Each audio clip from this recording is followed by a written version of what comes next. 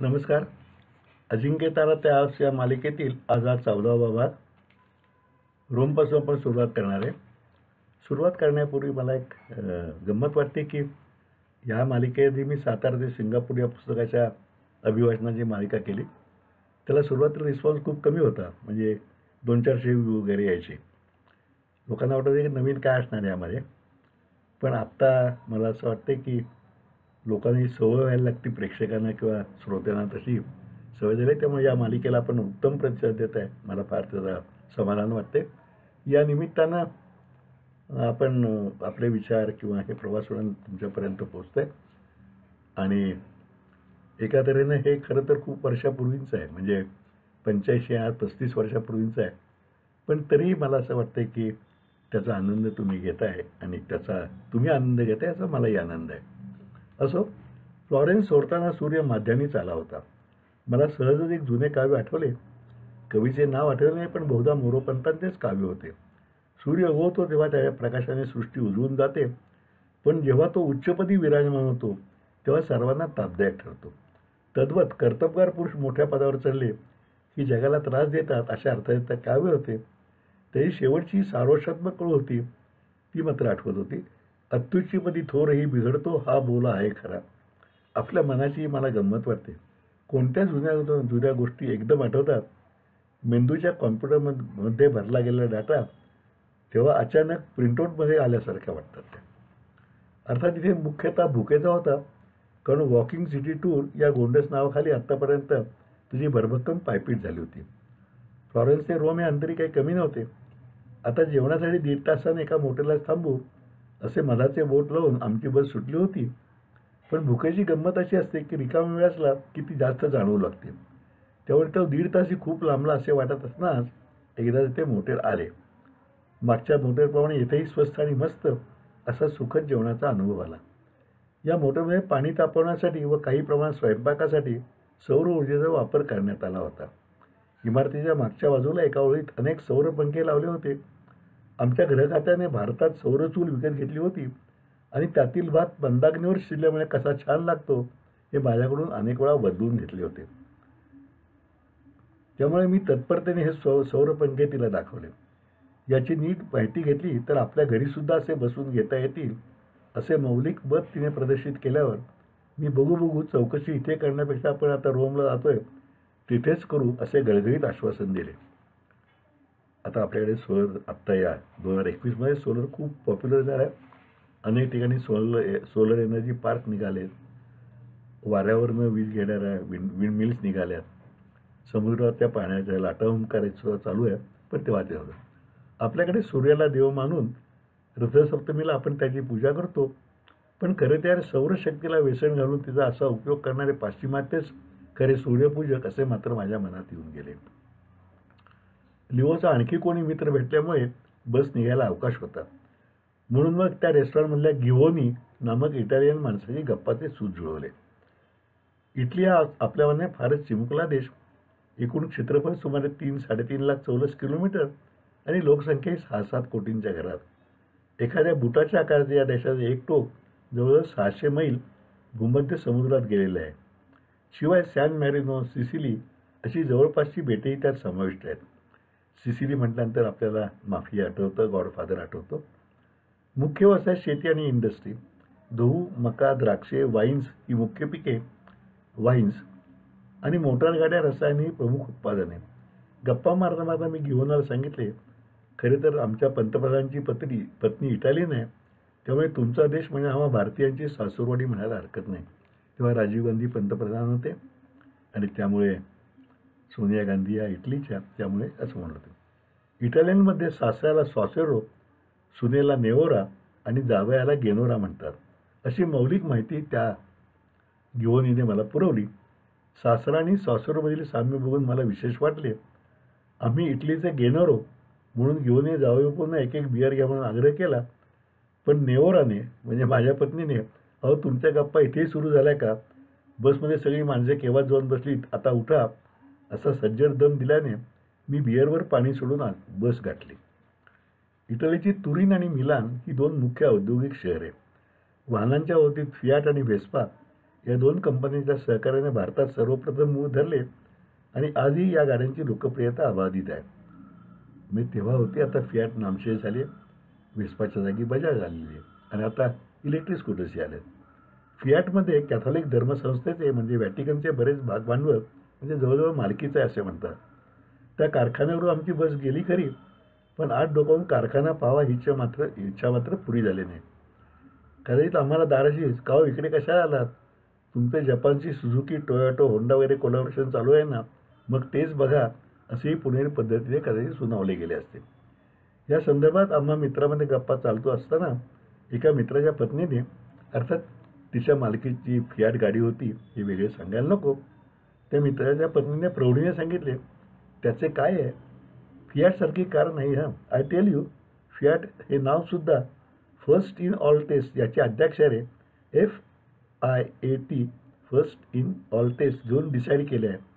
मी आपल्या ते इटालियन भाषेतील नाव आहे त्याला इंग्रजी कोठे जोडताय असं सांगायचा नम्र प्रयत्न करून पाहिला, पण असे प्रयत्न स्त्रियांना समजावून सांगण्याच्या बाबतीत तरी वंशी फसतात असा आपला सगळ्यांचाच अनुभव नाही का? आपण ज्याला हायवे म्हणतो ते दिल्लीत मोटारवेज होतात. अशा मोटारवेजचे 50-100 किलोमीटरचे भाग पाडून ते खाजगी कंपन्या ताब्यात दिलेले आहेत. या कंपन्या हे मोटारवेज सांभाळण्याचा आणि त्यावर कर वसूल करण्याचा व्यवसाय करतात.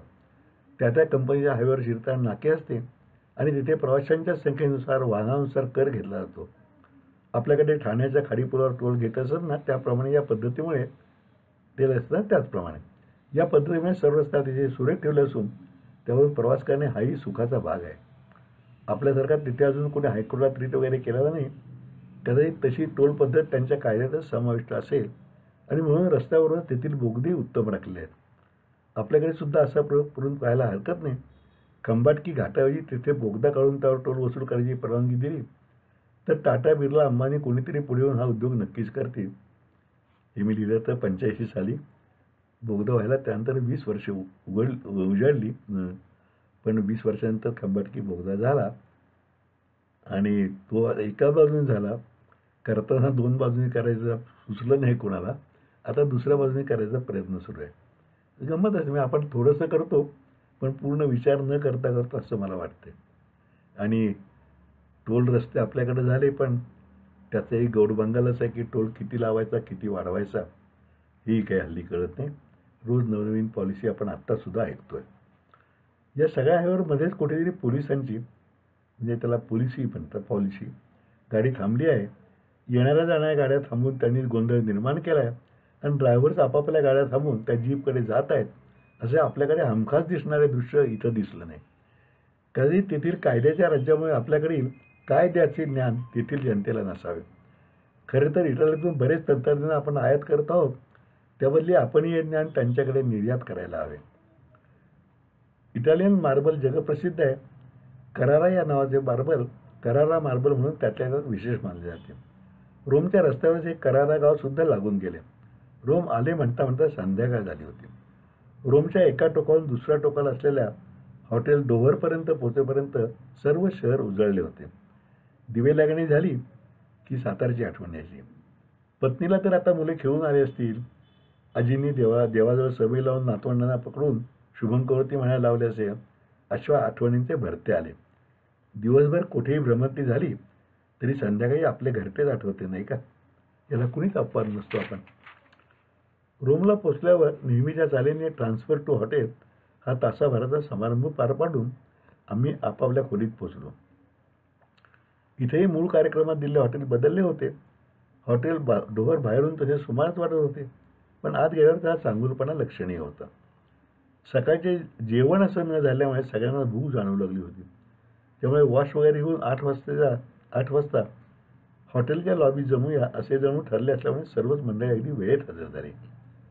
हॉटेलपासून 4 किलोमीटर अंतरावर रोम शहरातच भारतीय रेस्टॉरंटमध्ये भोजन प्रबंध होता. तेवढ्याशा छोट्या प्रवासात रात्रीचे रोमचे क्षणदर्शन होत होते. हे रेस्टॉरंट अगदी लहानशा गल्लीत होते. तिथे पोचेपर्यंत जेवण कसे मिळेल याची शंकाच होती. त्या गल्लीत जाताना 2 इतर रेस्टॉरंट लागली. अर्थात ती स्थानिक इटालियन होती. त्यांच्या बाहेरच्या बाजूला अंगणातच 5 लोकांचे बँडचे पथक आनंदी आणि उडत्या ठेक्याचे संगीत वाजवते.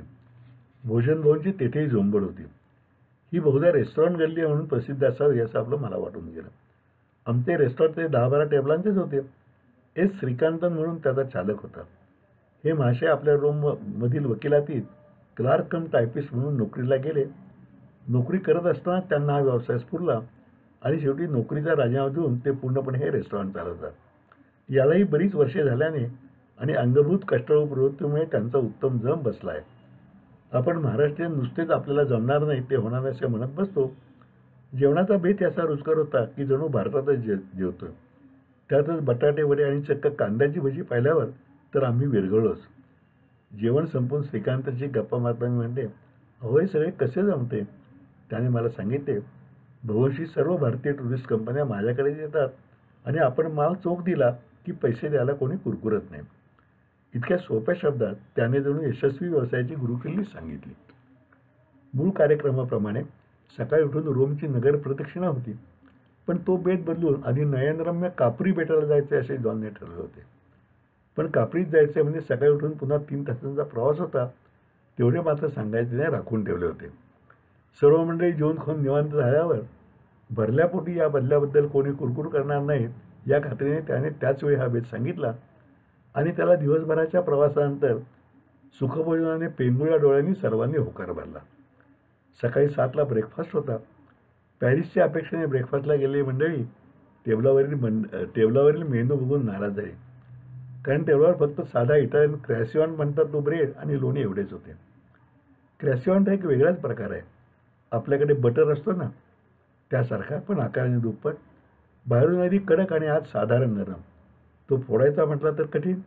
चहात बुडून खायचा तर परदेशातील मॅनर्स बिघडतात. त्यामुळे तो चावायचा म्हणजे दडपे पोहे खाताना जसा दाढ आणि जबड्याच्या बिजागिरीने व्यायाम होतो तसा प्रकार. मात्र हा ब्रेड तेथे अतिशय लोकप्रिय आहे. पण आम्हाला तितकासा भावला नाही हे मात्र खरे. आमचे स्नेही दाताचे डॉक्टर लिमे बरोबर होते. त्यांना मात्र तो अतिशय आवडला. कदाचित असा क्रॅसिऑन 5-6 दिवस ओळीने खाल्ला तर त्यांच्या गिरायकात वाढ होईल हे तर त्याचे कारण नसेल ना. रोम ते नेपल जवळजवळ 3 तासांचा प्रवास आहे. तो वेळेत उरकून नेपल्सच्या धक्क्यावरून पुढे कापरीला जाण्याची लॉन्च पकडायची होती. त्यामुळे क्रॅसिऑनची लढाई लवकर उरकून आम्ही मार्गस्थ झालो. मध्ये कुठे थांबायचा प्रश्न नव्हता. 11 वाजताची लॉन्च होती आणि आम्ही नेपल शहरात शिरलो तर 10:30 होत होते. मी लिओला म्हटले, Leo it seems we have made it. त्यावर त्याने हे शहर पार करून बंदर गाठायचे असे म्हटले. मला वाटतं हा काही फार गहन प्रश्न नव्हे. पण बस थोडी पुढे गेली आणि मग त्या प्रश्नाचे खरं स्वरूप समजलं. रस्ता चांगला रुंद होता पण वाहनांची रांग लागलेली आणि वाहतूक ठप्प. दोन्ही बाजूंनी गाड्या उभ्या. काही जण गाडीतून उतरून पुढे काय झाले पाहायला निघालेले. तर त्यातल्या त्या चतुर मंडळी रस्त्याच्या मध्यभागी ट्रामवेवरून गाड्या घेऊन पुढे निघालेले. तेवढ्यात सर्वरून ट्राम आली. मग त्यांना पुढेही जाता येणार आणि मागेही वळता येणार अशी अवस्था. त्यात ही इटालियन मंडळींनी बहुधा पुण्याच्या भवानी कसबा गुळवाडीमधील वाहतुकीच्या कसरती पाहिल्या असं. कारण उजवीकडून पुढे घसणे, म्हणून बाजूच्या गल्लीवरून बाहेर पडण्याचा प्रयत्न करून तिथली वाहतूकसुद्धा ठप्प करणे असे प्रकारे मुख्य चित्रपटावरच्या साईड रीलप्रमाणे चालू ठेवले होते. इतक्या गोंधळात एकमेकांना बंपरचे धक्के लागणे, मग उतरून क्या दिखता नाही क्या च्या चालीवर इटालियन बाचाबाची. आम्हाला वाटायला लागले की इतक्या धक्काधक्कीतून धक्क्यावर पोचायला संध्याकाळच उजाडणार. पण नाही. त्या गुंत्यातून बस हळूहळू मुंगीच्या पावलाने पुढे सरकत राहिली आणि आम्ही बंदरावर पोचलो. तिथल्या विधान परिषदेत सभापतीपद असे पद आहे का नाही माहीत नाही. पण नसले तर अशा वाहतूक समस्येवर उपाय योजण्यासाठी ते सभापतीपद निर्माण केले पाहिजे असा बोरघाटी विचारही माझ्या मनात येऊन गेला. बोरघाट म्हणजे पुण्या मुंबईच्या मधला बोरघाट. आज इथे थांबूया. नेपल्सला उद्या सुरुवात करूया. तोपर्यंत नमस्कार.